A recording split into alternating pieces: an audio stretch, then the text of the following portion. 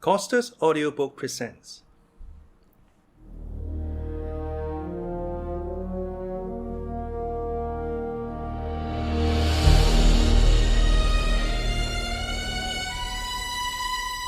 The Count of Monte Cristo by Alexandre Dumas.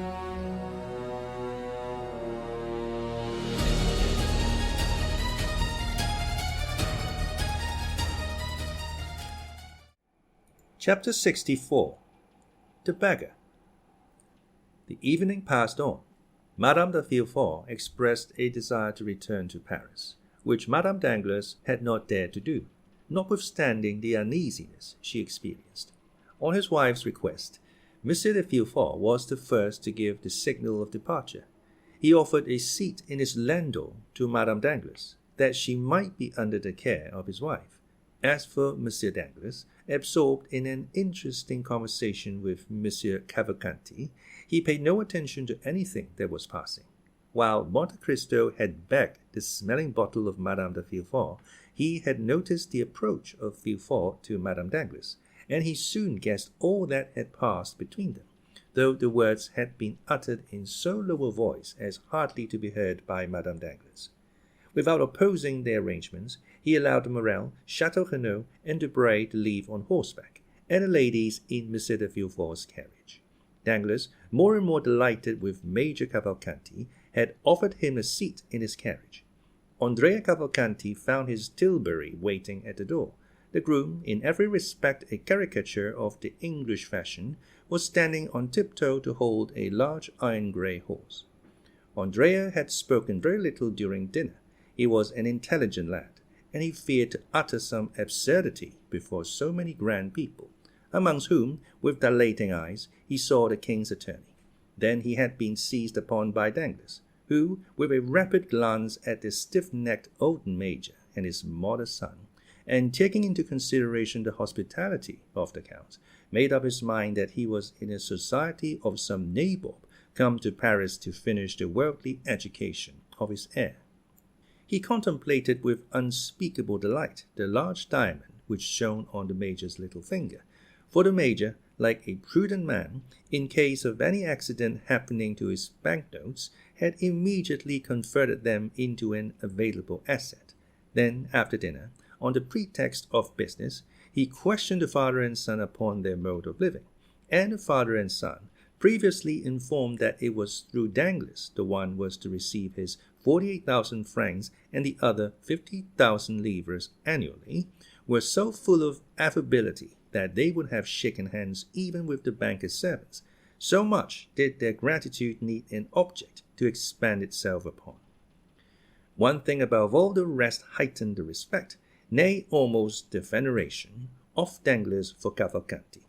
The latter, faithful to the principle of Horace, nil admirari, had contented himself with showing his knowledge by declaring in what lake the best lampreys were caught. Then he had eaten some without saying a word more. Danglars, therefore, concluded that such luxuries were common at the table of the illustrious descendant of the Cavalcanti, who most likely in Lucca fed upon trout brought from Switzerland and lobsters sent from England, by the same means used by the Count to bring the lampreys from Lake Fusaro, and the sterlet from the Volga. Thus it was with much politeness of manner that he heard Cavalcanti pronounce these words. "Tomorrow, sir, I shall have the honor of waiting upon you on business." "And I, sir," said Danglars, "shall be most happy to receive you." Upon which he offered to take Cavalcanti in his carriage to the Hôtel des Princes, if it would not be depriving him of the company of his son. To this Cavalcanti replied by saying that for some time past his son had lived independently of him, that he had his own horses and carriages, and that not having come together, it would not be difficult for them to live separately. The major seated himself, therefore, by the side of Danglars, who was more and more charmed with the ideas of order and economy which ruled this man, and yet who, being able to allow his son 60,000 francs a year, might be supposed to possess a fortune of 500,000 or 600,000 livres. As for Andrea, he began, by way of showing off, to scold his groom, who, instead of bringing the tilbury to the steps of the house, had taken it to the outer door, thus giving him the trouble of walking 30 steps to reach it. The groom heard him with humility, took the bit of the impatient animal with his left hand, and with the right held out the reins to Andrea, who, taking them from him, rested his polished boot lightly on a step. At that moment a hand touched his shoulder. The young man turned round, thinking that Danglars or Monte Cristo had forgotten something they wished to tell him, and had returned just as they were starting. But instead of either of these, he saw nothing but a strange face, sunburnt and encircled by a beard, with eyes brilliant as carbuncles, and a smile upon the mouth which displayed a perfect set of white teeth, pointed and sharp as the wolves or jackals. A red handkerchief encircled his grey head. Torn and filthy garments covered his large bony limbs, which seemed as though, like those of a skeleton, they would rattle as he walked, and the hand with which he leaned upon the young man's shoulder, and which was the first thing Andrea saw, seemed of gigantic size. Did the young man recognize that face by the light of the lantern in his tilbury, or was he merely struck with the horrible appearance of his interrogator? We cannot say, but only relate the fact that he shuddered and stepped back suddenly. "What do you want of me?" he asked. "Pardon me, my friend, if I disturb you," said the man with the red handkerchief, "but I want to speak to you." "You have no right to beg at night," said the groom, endeavoring to rid his master of the troublesome intruder. "I am not begging, my fine fellow," said the unknown to the servant, with so ironical an expression of the eye, and so frightful a smile, that he withdrew. "I only wish to say 2 or 3 words to your master, who gave me a commission to execute about a fortnight ago." "Count," said Andrea, with sufficient nerve for his servant not to perceive his agitation, "what do you want? Speak quickly, friend." The man said in a low voice, I wish you to spare me the walk back to Paris. I am very tired, and as I have not eaten so good a dinner as you, I can scarcely stand." The young man shuddered at this strange familiarity.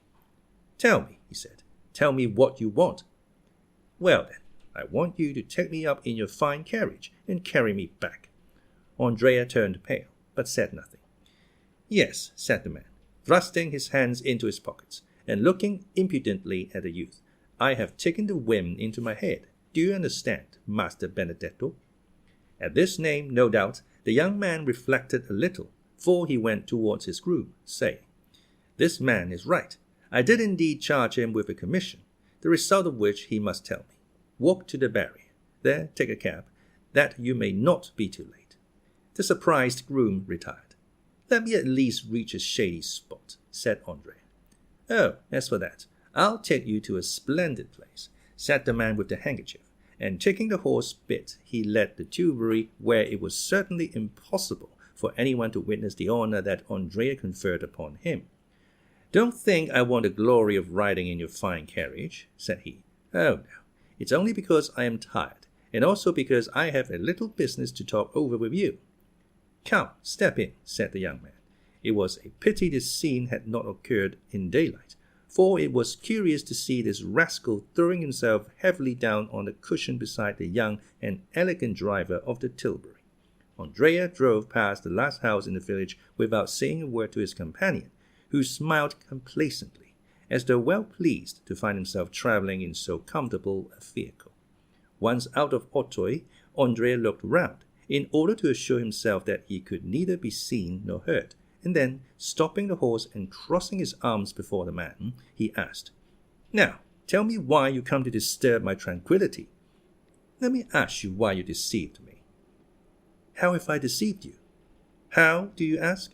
When we parted at the Pont du Var, you told me you were going to travel through Piedmont and Tuscany, but instead of that, you come to Paris. How does that annoy you?" "It does not. On the contrary, I think it will answer my purpose."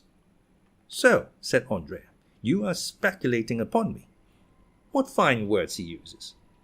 "I warn you, Master Caderousse, that you are mistaken." Well, don't be angry, my boy. You know well enough what it is to be unfortunate, and misfortunes make us jealous. I thought you were earning a living in Tuscany or Piedmont by acting as facchino or cicerone, and I pitied you sincerely, as I would a child of my own. You know I always did call you my child. Come, come. What then? Patience, patience. I am patient, but go on. All at once I see you pass through the barrier with a groom, a tilbury, in fine new clothes. You must have discovered a mine, or else become a stockbroker. So that, as you confess, you are jealous. No, I am pleased, so pleased that I wish to congratulate you. But as I am not quite properly dressed, I chose my opportunity, that I might not compromise you. Yes, and a fine opportunity you have chosen, exclaimed Andrea. You speak to me before my servant. How can I help that, my boy? I speak to you when I can catch you. You have a quick horse, a light tilbury. You are naturally as slippery as an eel. If I had missed you tonight, I might not have had another chance. You see, I do not conceal myself. You are lucky. I wish I could say as much, for I do conceal myself, and then I was afraid you would not recognize me. But you did, added Caderousse with his unpleasant smile. It was very polite of you. Come, said Andrea, what do you want? You do not speak affectionately to me, Benedetto, my old friend. That is not right. Take care, or I may become troublesome. This manner smothered the young man's passion. He urged the horse again into a trot. You should not speak so to an old friend like me, Caderousse, as she said just now. You are a native of Marseille. I am. Do you know then now what you are? No, but I was brought up in Corsica. You are old and obstinate. I am young and willful. Between people like us, threats are out of place. Everything should be amicably arranged. Is it my fault if fortune, which has frowned on you, has been kind to me? Fortune has been kind to you, then. Your tilbury, your groom, your clothes are not then hired. Good, so much the better, said Caderousse, his eyes sparkling with avarice. Oh, you knew that well enough before speaking to me, said Andrea, becoming more and more excited. If I had been wearing a handkerchief like yours on my head, racks on my back, and worn-out shoes on my feet, you would not have known me. You wrong me, my boy. Now I have found you. Nothing prevents my being as well dressed as anyone, knowing, as I do, the goodness of your heart. If you have 2 coats, you will give me one of them. I used to divide my soup and beans with you when you were hungry. True, said Andrea. What an appetite you used to have. Is it as good now? Oh, yes, replied Andrea, laughing. How did you come to be dining with that prince whose house you have just left? He is not a prince, simply a count. A count? And a rich one too, eh? Yes, but you had better not have anything to say to him, for he is not a very good-tempered gentleman. Oh, be easy. I have no design upon you, Count, and you shall have him all to yourself. But, said Caderousse, again smiling with the disagreeable expression he had before assumed, you must pay for it, you understand? Well, what do you want? I think that with 100 francs a month, well, I could live upon 100 francs. Come, you understand me, but that with 150 francs I should be quite happy. Here are 200, said Andrea, and he placed 10 gold louis in the hand of Caderousse. Good, said Caderousse. Apply to the steward on the first day of every month, and you will receive the same sum. There now, again you degrade me. How so? By making me apply to the servants, when I want to transact business with you alone. Well, be it so then. Take it from me then, and so long at least as I receive my income, you shall be paid yours. Come, come, I always said you were a fine fellow, and it is a blessing when good fortune happens to such as you. But tell me all about it. Why do you wish to know? Asked Cavalcanti. What? Do you again defy me? No, the fact is, I have found my father. What? A real father? Yes, so long as he pays me. You honor and believe him. That's right. What is his name? Major Cavalcanti. Is he pleased with you? So far I have appeared to answer his purpose. And who found his father for you? The Count of Monte Cristo. The man whose house you have just left. Yes, I wish you would try and find me a situation with him as grandfather, since he holds the money chest. Well, I will mention you to him. Meanwhile, what are you going to do? I? Yes, you. It is very kind of you to trouble yourself about me. Since you interest yourself in my affairs, I think it is now my turn to ask you some questions. Ah, true. Well, I shall rent a room in some respectable house, wear a decent coat, shave every day, and go and read the papers in a cafe. Then, in the evening, I shall go to the theatre. I shall look like some retired baker. That is what I want. Count, if you will only put this scheme into execution and be steady, nothing could be better. Do you think so, Monsieur Bossuet? And you, what will you become? A peer of France? Ah, said Andrea, who knows? Major Cavalcanti is already one, perhaps, but then hereditary rank is abolished. No politics, Caderousse. And now that you have all you want, and that we understand each other, jump down from the tilbury and disappear. Not at all, my good friend. How? Not at all? Why, just think for a moment. With this red handkerchief on my head, with scarcely any shoes, no papers, and 10 gold Napoleons in my pocket, without reckoning what was there before, making in all about 200 francs. Why, I should certainly be arrested at the barriers. Then, to justify myself, I should say that you gave me the money. This would cause inquiries. It would be found that I left Toulon without giving due notice, and I should then be escorted back to the shores of the Mediterranean. Then I should become simply number 106, and goodbye to my dream of resembling the retired baker. No, no, my boy, I prefer remaining honorably in the capital. Andrea scowled. Certainly, as he had himself owned, the reputed son of Major Cavalcanti was a willful fellow. He drew up for a minute, threw a rapid glance around him, and then his hand fell instantly into his pocket, where it began playing with a pistol. But, meanwhile, Caderousse, who had never taken his eyes off his companion, passed his hand behind his back, and opened a long Spanish knife, which he always carried with him, to be ready in case of need. The two friends, as we see, were worthy of and understood one another. Andrea's hand left his pocket inoffensively, and was carried up to the red moustache, which it played with for some time. Good Caderousse, he said, how happy you will be.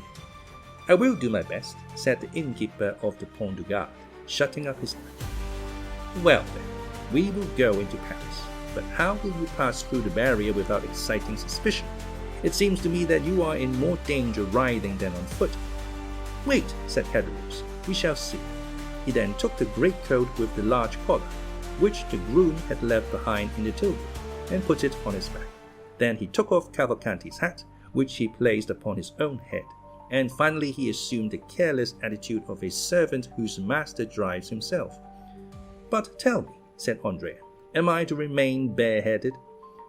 Well, said Caderousse, it is so windy that your hat can easily appear to have blown off. Come, enough of this, said Cavalcanti.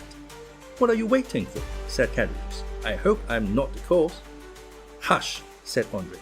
They passed the barrier without accident.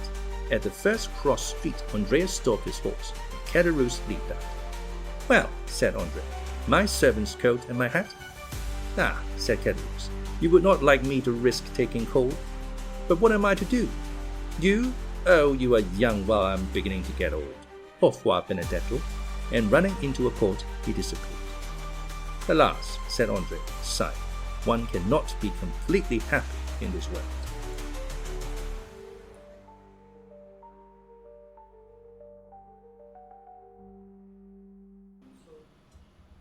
Chapter 65.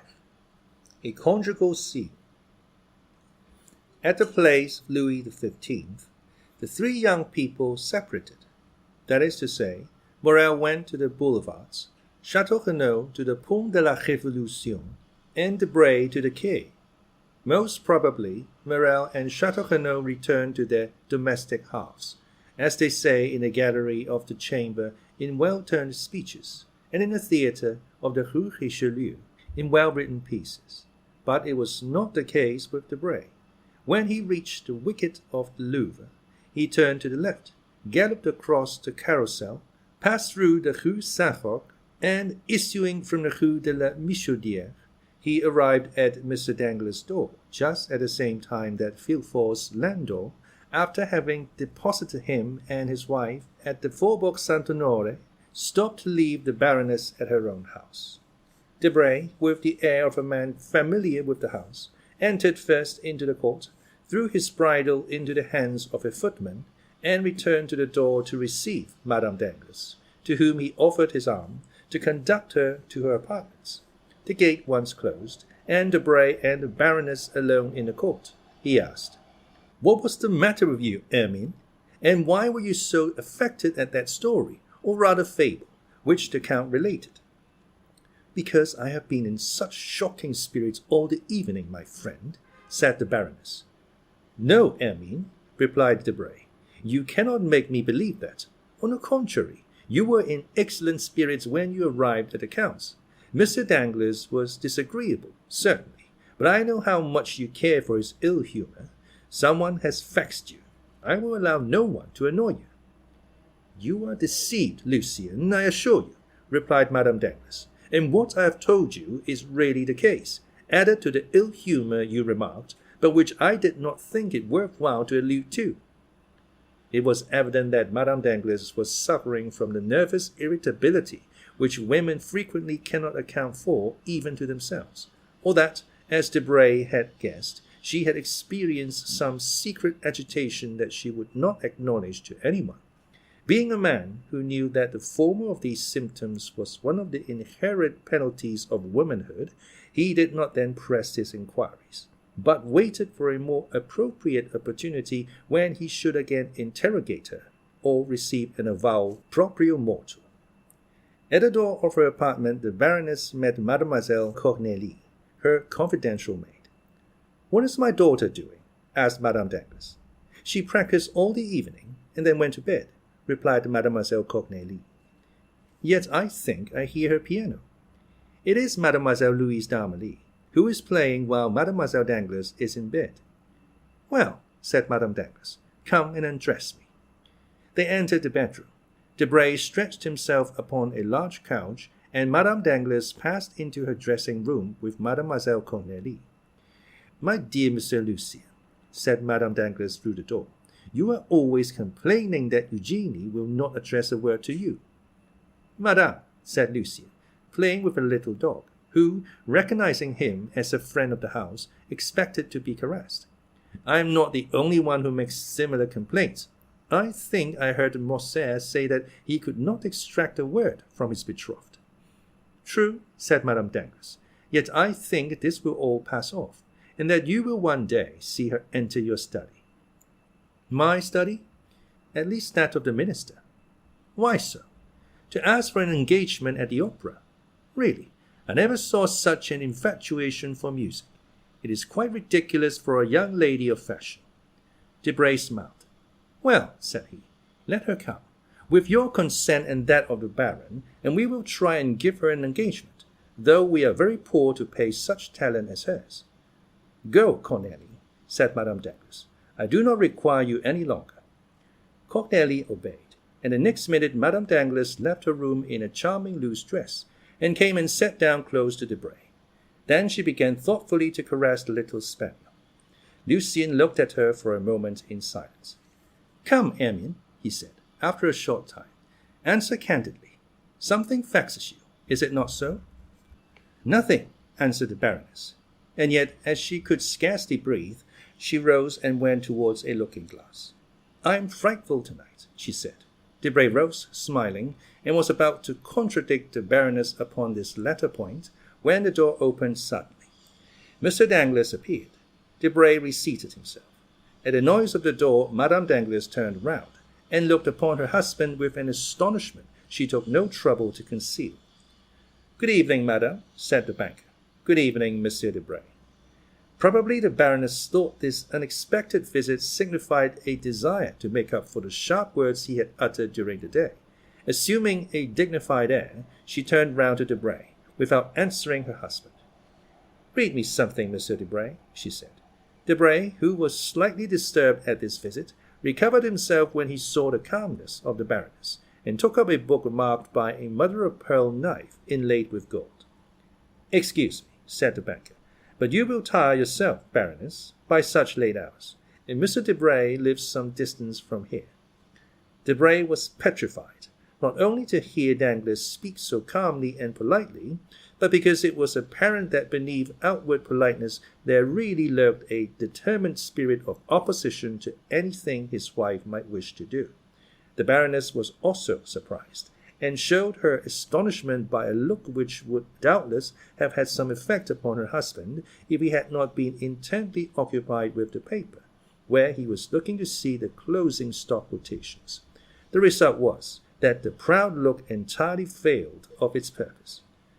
"Monsieur Lucien," said the Baroness, "I assure you I have no desire to sleep, and that I have 1,000 things to tell you this evening, which you must listen to, even though you slept while hearing me." "I am at your service, madame," replied Lucien coldly. "My dear Monsieur Debray," said the banker, "do not kill yourself tonight listening to the follies of Madame Danglars, for you can hear them as well tomorrow. But I claim tonight, and will devote it, if you will allow me to talk over some serious matters with my wife." This time the blow was so well aimed, and hit so directly, that Lucien and the Baroness were staggered, and they interrogated each other with their eyes, as if to seek help against this aggression. But the irresistible will of the master of the house prevailed, and the husband was victorious. "Do not think I wish to turn you out, my dear Debray," continued Danglars. "Oh no, not at all. An unexpected occurrence forces me to ask my wife to have a little conversation with me. It is so rarely I make such a request. I am sure you cannot grudge it to me." Debray muttered something, bowed, and went out, knocking himself against the edge of the door, like Nathan in Athalie. "It is extraordinary," he said, when the door was closed behind him, "how easily these husbands, whom we ridicule, gain an advantage over us."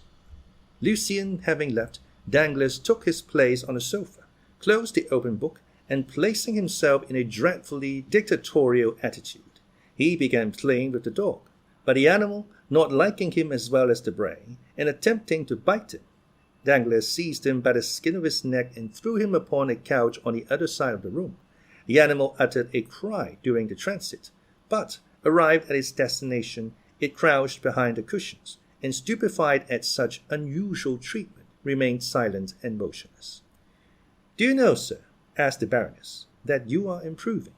Generally you are only rude, but tonight you are brutal." "It is because I am in a worse humour than usual," replied Danglars. Edmond looked at the banker with supreme disdain. These glances frequently exasperated the pride of Danglars, but this evening he took no notice of them. "And what have I to do with your ill humour?" said the Baroness, irritated at the impassibility of her husband. "Do these things concern me? Keep your ill humour at home in your money boxes, or, since you have clerks whom you pay, vent it upon them." "Not so," replied Danglars. "Your advice is wrong, so I shall not follow it. My money boxes are my pactolus, as, I think, Monsieur de Moustier says, and I will not retard its course, or disturb its calm. My clerks are honest men, who earn my fortune, whom I pay much below their deserts, if I may value them according to what they bring in.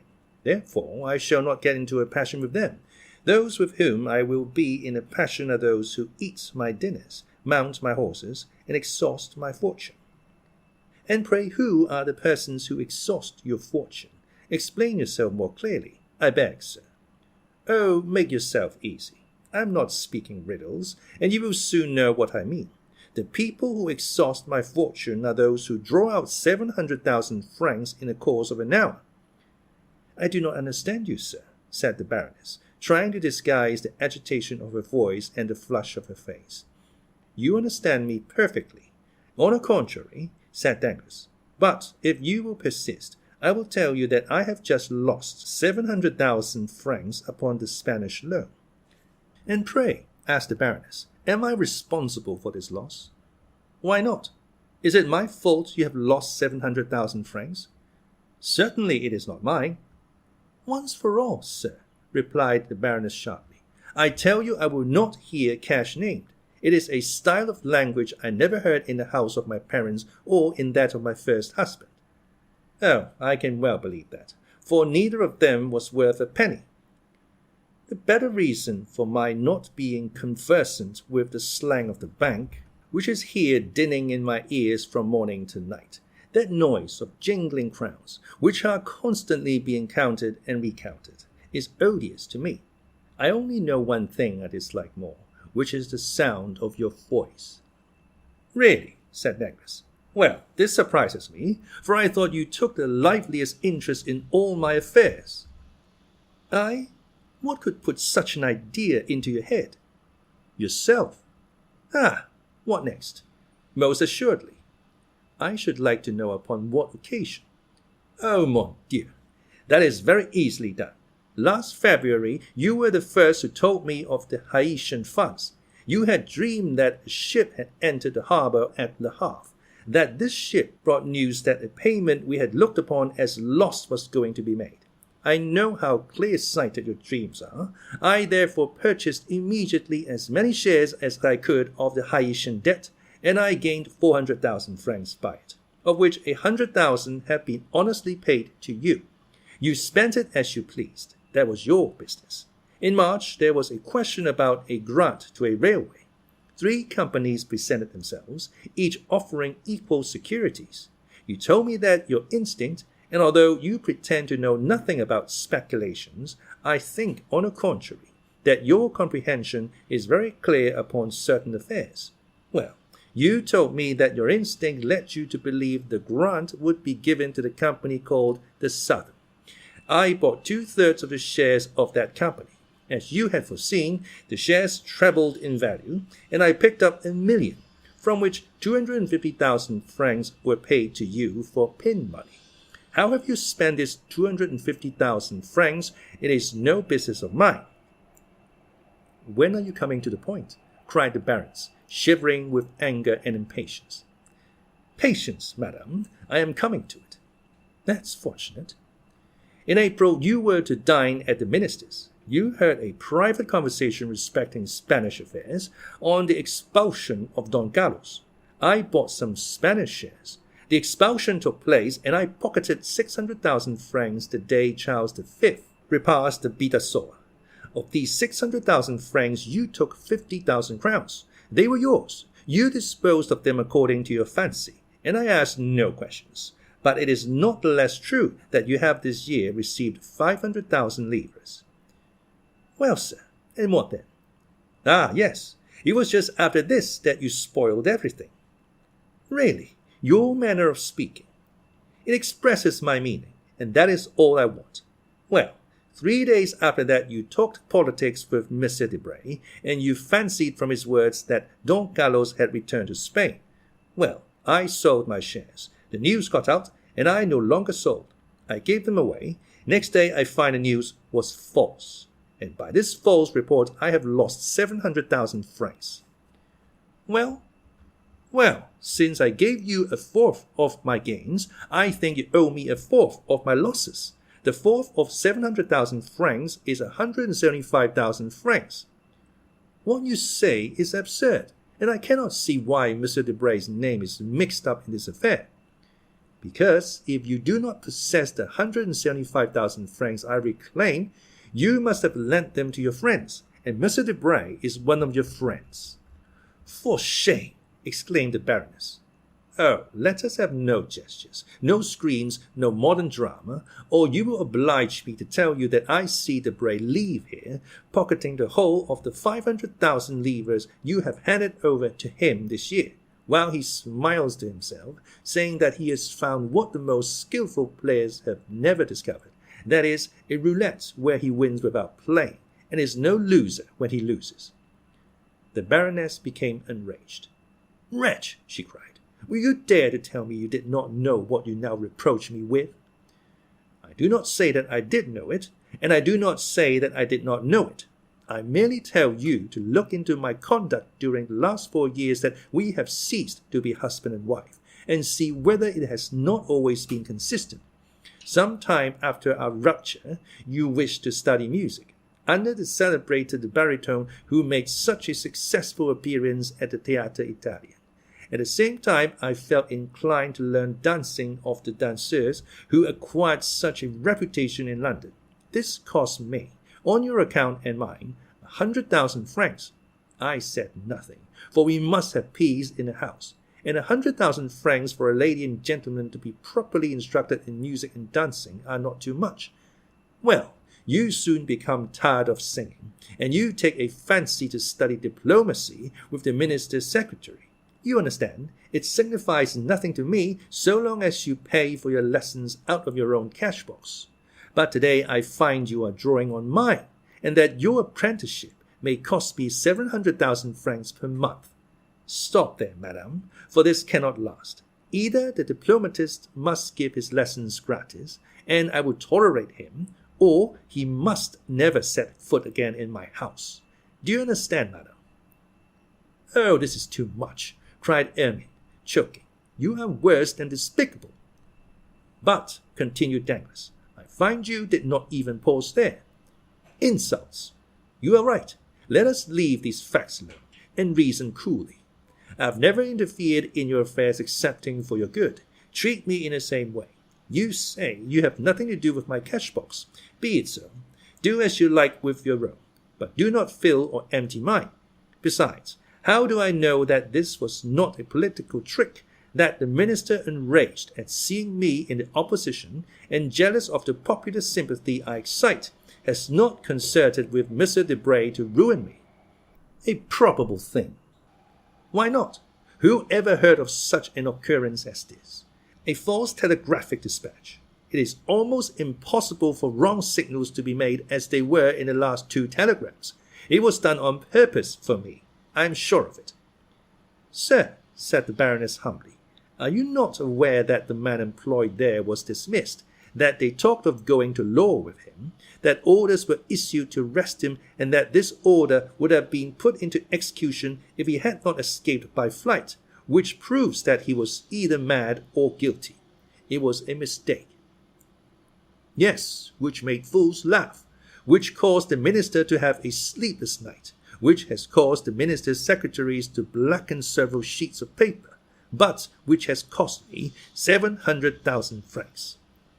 But, sir, said Eugénie suddenly, if all this is, as you say, caused by M. Debray, why, instead of going direct to him, do you come and tell me of it? Why, to accuse the man, do you address the woman? Do I know M. Debray? Do I wish to know him? Do I wish to know that he gives advice? Do I wish to follow it? Do I speculate? No, you do all this, not I. Still, it seems to me that as you profit by it— Danglars shrugged his shoulders. Foolish creature, he exclaimed. Women fancy they have talent because they have managed 2 or 3 intrigues without being the talk of Paris. But know that if you had even hidden your irregularities with your husband, who has but the commencement of the art, for generally husbands will not see, you would then have been but a faint imitation of most of your friends among the women of the world. But it has not been so with me. I see, and always have seen, during the last 16 years, you may, perhaps, have hidden a thought, but not a step, not an action, not a thought, has escaped me, while you flattered yourself upon your address, and firmly believed you had deceived me. What has been the result?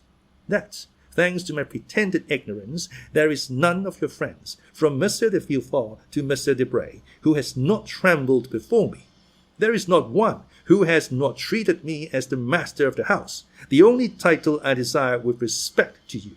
There is not one, in fact, who would have dared to speak of me as I have spoken of them this day. I will allow you to make me hateful, but I will prevent your rendering me ridiculous, and above all, I forbid you to ruin me. The Baroness had been tolerably composed until the name of Villefort had been pronounced, but then she became pale, and, rising, as if touched by a spring, she stretched out her hands as though conjuring an apparition. She then took 2 or 3 steps towards her husband, as though to tear the secret from him, of which he was ignorant, of which he withheld from some odious calculation, odious as all his calculations were.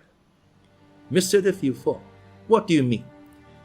I mean that Monsieur de Narbonne, your first husband, being neither a philosopher nor a banker, or perhaps being both, and seeing there was nothing to be got out of a king's attorney, died of grief or anger at finding, after an absence of 9 months, that you had been enceinte 6. I am brutal, I not only allow it, but boast of it. It is one of the reasons of my success in commercial business. Why did he kill himself instead of you? Because he had no cash to save. My life belongs to my cash. Monsieur Debray has made me lose 700,000 francs. Let him bear his share of the loss, and we will go on as before. If not, let him become bankrupt for the 250,000 livres and do as all bankrupts do, disappear. He is a charming fellow, I allow, when his news is correct. But when it is not, there are 50 others in the world who would do better than he. Madame Danglars was rooted to the spot. She made a violent effort to reply to this last attack, but she fell upon a chair thinking of Villefort, of the dinner scene, of the strange series of misfortunes which had taken place in the house during the last few days, and changed the usual calm of her establishment to a scene of scandalous debate. Danglars did not even look at her, though she did her best to faint. He shut the bedroom door after her, without adding another word, and returned to his apartments. And when Madame Danglars recovered from her half-fainting condition, she could almost believe that she had had a disagreeable dream.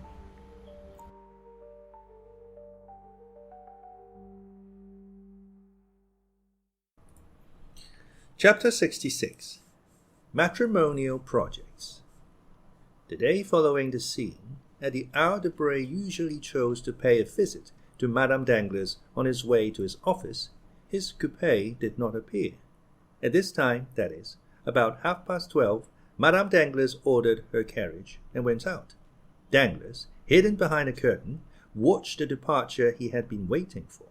He gave orders that he should be informed as soon as Madame Danglars appeared, but at 2 o'clock she had not returned. He then called for his horses, drove to the chamber, and inscribed his name to speak against the budget. From 12 to 2 o'clock Danglars had remained in his study, unsealing his dispatches, and become more and more sad every minute, heaping figure upon figure, and receiving, among other visits, one from Major Cavalcanti, who, as stiff and exact as ever, presented himself precisely at the hour named the night before, to terminate his business with the banker.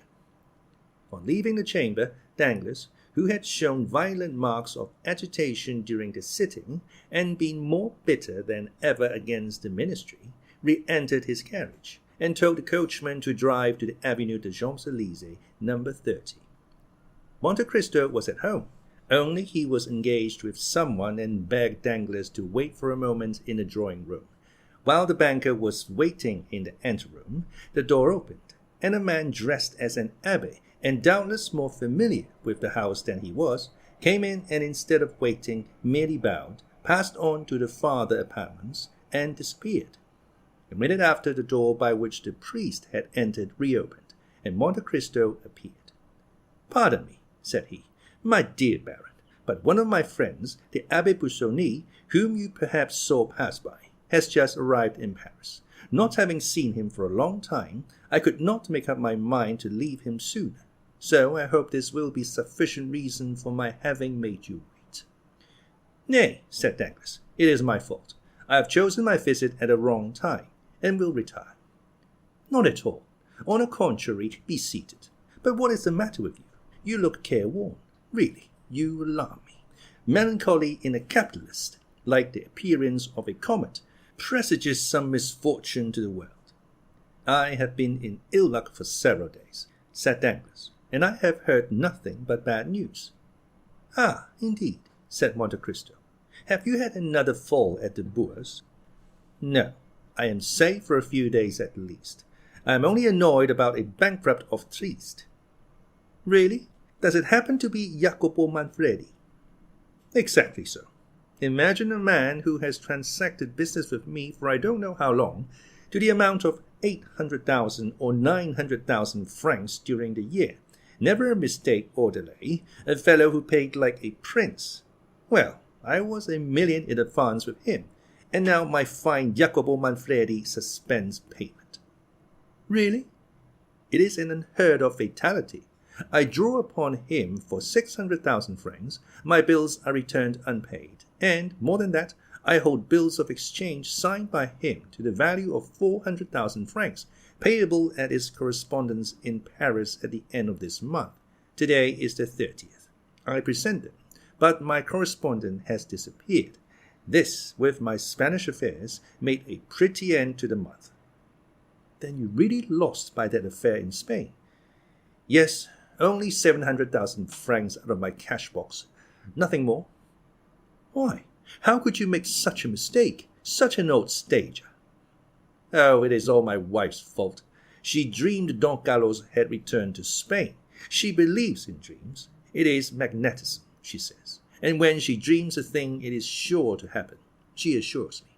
On this conviction, I allow her to speculate. She having her bank and her stockbroker, she speculated and lost. It is true she speculates with her own money, not mine.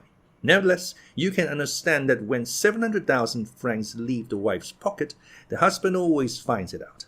But do you mean to say you have not heard of this? Why, the thing has made a tremendous noise. Yes, I heard it spoken of, but I did not know the details, and then no one can be more ignorant than I am of the affairs in the Bourse. Then you do not speculate. I? How could I speculate when I already have so much trouble in regulating my income? I should be obliged, besides my steward, to keep a clerk and a boy.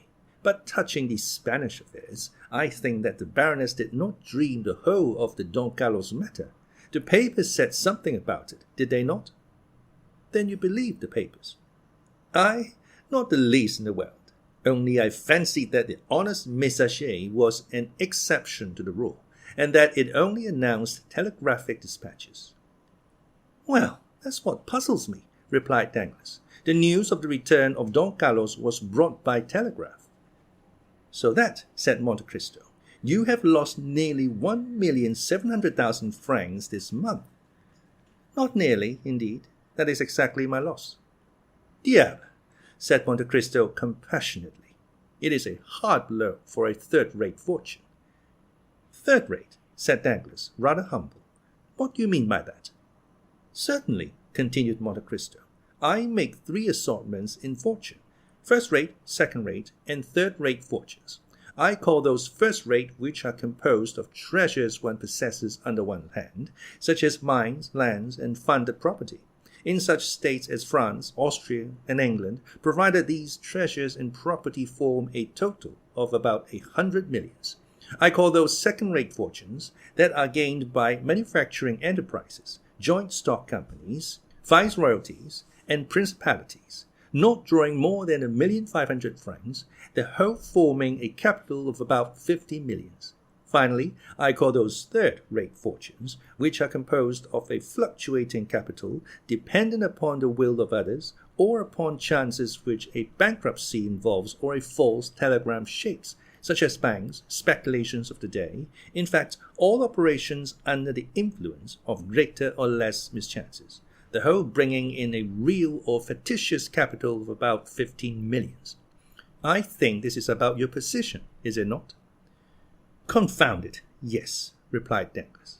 The result, then, of 6 more such months as this would be to reduce the third-rate house to despair.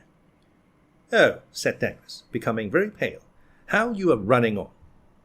Let us imagine 7 such months, continued Monte Cristo, in the same tone.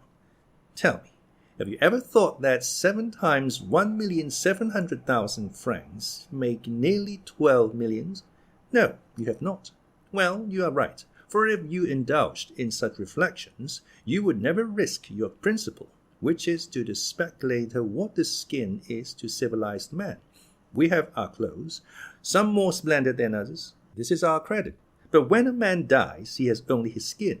In the same way, on retiring from business, you have nothing but your real principal of about 5 or 6 millions, at the most, for third-rate fortunes are never more than 1/4 of what they appear to be, like the locomotive on a railway, the size of which is magnified by the smoke and steam surrounding it. Well, out of the 5 or 6 millions which form your real capital, you have just lost nearly 2 millions, which must, of course, in the same degree diminish your credit and fictitious fortune. To follow out my smile, your skin has been opened by bleeding, and this, if repeated 3 or 4 times, will cause death. So pay attention to it, my dear Monsieur Danglars. Do you want money? Do you wish me to lend you some?" "What a bad calculator you are!" exclaimed Danglars, calling to his assistance all his philosophy and dissimulation. "I have made money at the same time by speculations which have succeeded. I have made up the loss of blood by nutrition. I lost the battle in Spain. I have been defeated in Trieste, but my naval army in India will have taken some galleons, and my Mexican pioneers will have discovered some mine." Very good, very good. But the wound remains and will reopen at the first loss." "No, for I am only embarked in certainties," replied Danglars, with the air of a mountebank sounding his own praises. "To involve me, 3 governments must crumble to dust." "Well, such things have been. That there should be a famine. Recollect the 7 fat and the 7 lean kine. Or that the sea should become dry, as in the days of Pharaoh, and even then my vessels would become caravans." "So much the better. I congratulate you, my dear Mr. Danglars," said Monte Cristo. "I see I was deceived, and that you belong to the class of second-rate fortunes." "I think I may aspire to that honor," said Danglars with a smile, which reminded Monte Cristo of the sickly moons which bad artists are so fond of daubing into their pictures of ruins. "But while we are speaking of business," Danglars added, pleased to find an opportunity of changing the subject, "tell me what I am to do for Monsieur Cavalcanti." "Give him money if he is recommended to you, and the recommendation seems good." "Excellent. He presented himself this morning with a bond of 40,000 francs, payable at sight, on you, signed by Busoni, and returned by you to me, with your endorsement. Of course, I immediately counted him over the 40 banknotes." Monte Cristo nodded his head in token of assent. "But that is not all," continued Danglars. "He has opened an account with my house for a son." "May I ask how much he allows the young man?" 5,000 francs per month." 60,000 francs per year. I thought I was right in believing that Cavalcanti to be a stingy fellow. How can a young man live upon 5,000 francs a month? But you understand that if the young man should want a few thousands more— "Do not advance it. The father will never repay it. You do not know these ultramontane millionaires. They are regular mices. And by whom were they recommended to you?" "Oh, by the house of Fancy, one of the best in Florence." "I do not mean to say you will lose, but, nevertheless, mind you hold to the terms of the agreement." "Would you not trust the Cavalcanti?" I would advance 10 millions on his signature. I was only speaking in reference to the second-rate fortunes we were mentioning just now." "And with all this, how unassuming he is! I should never have taken him for anything more than a mere major." "And you would have flattered him, for certainly, as you say, he has no manner. The first time I saw him, he appeared to me like an old lieutenant who had grown mouldy under his epaulets. But all the Italians are the same. They are like old Jews when they are not glittering in oriental splendor." "The young man is better," said Danglars. "Yes, a little nervous perhaps, but upon the whole he appeared tolerable. I was uneasy about him." "Why?" "Because you met him at my house, just after his introduction into the world, as they told me. He has been travelling with a very severe tutor, and had never been to Paris before." "Ah, I believe noblemen marry amongst themselves, do they not?" asked Danglars carelessly. "They like to unite their fortunes." "It is usual, certainly, but Cavalcanti is an original who does nothing like other people. I cannot help thinking that he has brought his son to France to choose a wife." "Do you think so?" "I am sure of it." "And you have heard his fortune mentioned?" "Nothing else was talked of. Only some said he was worth millions, and others that he did not possess a farthing." "And what is your opinion?" "I ought not to influence you, because it is only my own personal impression." "Well, and it is that. My opinion is that all these old podestas, these ancient condottieri, for the Cavalcanti have commanded armies and governed provinces. My opinion, I say, is that they have buried their millions in corners, the secret of which they have transmitted only to their elder sons, who have done the same from generation to generation. And the proof of this is seen in their yellow and dry appearance, like the florins of the Republic. which, from being constantly gazed upon, have become reflected in them. Certainly, said Danglars, and this is further supported by the fact of their not possessing an inch of land. Very little, at least. I know of none which Cavalcanti possesses, excepting his palace in Lucca. Ah, he has a palace, said Danglars, laughing. Count, that is something. Yes, and more than that, he lets it to the Minister of Finance while he lives in a simple house. Oh, as I told you before, I think the old fellow is very close. Count, you do not flatter him. I scarcely know him. I think I have seen him 3 times in my life. All I know relating to him is through Busoni and himself. He was telling me this morning that, tired of letting his property lie dormant in Italy, which is a dead nation, he wished to find a method, either in France or England, of multiplying his millions. But remember that though I place great confidence in Busoni, I am not responsible for this. Never mind. Accept my thanks for the client you have sent me. It is a fine name to inscribe on my ledgers, and my cashier was quite proud of it when I explained to him who the Cavalcanti were. By the way, there is merely a simple question. When this sort of people marry their sons, do they give them any fortune? Oh, that depends upon circumstances. I know an Italian prince, rich as a gold mine, one of the noblest families in Tuscany, who, when his sons married according to his wish, gave them millions, and when they married against his consent, merely allowed them 30 crowns a month. Should Andrea marry according to his father's views, he will perhaps give him 1, 2, or 3 millions. For example, supposing it were the daughter of a banker, he might take an interest in the house of the father-in-law of his son. Then again, if he disliked his choice, the major takes the key, double locks his coffer, and Master Andrea would be obliged to live like the sons of a Parisian family, by shoveling cards or rattling the dice. Ah, that boy will find out some Bavarian or Peruvian princess. He will want a crown, an Eldorado, and Potosi. No, these grand lords on the other side of the Alps frequently marry into plain families. Like Jupiter, they like to cross the race. But do you wish to marry Andrea, my dear Mr. Danglars, that you are asking so many questions? Ma foi, said Danglars, it would not be a bad speculation. I fancy, and you know I am a speculator. You are not thinking of Mademoiselle Danglars, I hope. You would not like poor Andrea to have his throat cut by Albert. Albert, repeated Danglars, shrugging his shoulders. Ah, well, he would care very little about it, I think. But he is betrothed to your daughter, I believe.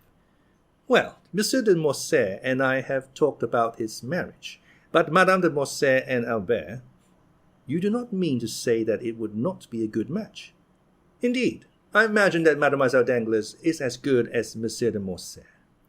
Mademoiselle Danglars' fortune will be great, no doubt, especially if the telegraph should not make any more mistakes. Oh, I do not mean her fortune only, but tell me. What? Why did you not invite Monsieur and Madame de Morcerf to your dinner? I did so, but he excused himself on account of Madame de Morcerf being obliged to go to Dieppe for the benefit of sea air. Yes, said Danglars, laughing. It would do her a great deal of good. Why so? Because it is the air she always breathed in her youth. Monte Cristo took no notice of this ill-natured remark. But still, if Albert be not so rich as Mademoiselle Danglars, said the Count, you must allow that he has a fine name. So he has, but I like mine as well. Certainly, your name is popular, and does honor to the title they have adorned it with. But you are too intelligent not to know that according to a prejudice, too firmly rooted to be exterminated, a nobility which dates back 5 centuries is worth more than one that can only reckon 20 years. And for this very reason, said Danglars with a smile, which he tried to make sardonic, I prefer Monsieur Andrea Cavalcanti to Monsieur Albert de Morcerf. Still, I should not think the Morcerfs would yield to the Cavalcanti. The Morcerfs? Stay, my dear Count, said Danglars. You are a man of the world, are you not? I think so. And you understand heraldry? A little. Well, look at my coat of arms. It is worth more than Morcerf's. Why so? Because, though I am not a baron by birth, My real name is, at least, Danglars. Well, what then? Well, his name is not Morcerf. How not Morcerf? Not the least in the world. Go on. I have been made a baron, so that I actually am one. He made himself a count, so that he is not one at all. Impossible. Listen, my dear Count. Monsieur de Morcerf has been my friend, or rather my acquaintance, during the last 30 years. You know, I have made the most of my arms, though I never forgot my origin. A proof of great humility or great pride, said Monte Cristo. Well, when I was a clerk, Morcerf was a mere fisherman. And then he was called Fernand. Only Fernand? Fernand Mondego. You are sure?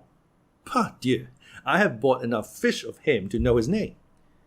Then why did you think of giving your daughter to him? Because Fernand and Danglars, being both parvenus, both having become noble, both rich, are about equal in worth, excepting that there have been certain things mentioned of him that were never said of me. What? Oh, nothing. Ah, yes. What you tell me recalls to mind something about the name of Fernand Mondego. I have heard that name in Greece. In conjunction with the affairs of Ali Pasha? Exactly so. This is the mystery, said Danglars. I acknowledge I would have given anything to find it out. It would be very easy if you much wished it. How so? Probably you have some correspondent in Greece. I should think so. At Janina? Everywhere. Well, write to your correspondent in Janina and ask him what part was played by a Frenchman named Fernand Mondego in the catastrophe of Ali Tepelin. You are right, exclaimed Danglars, rising quickly. I will write today. Do so. I will. And if you should hear of anything very scandalous, I will communicate it to you. You will oblige me. Danglars rushed out of the room and made but one leap into his coupe.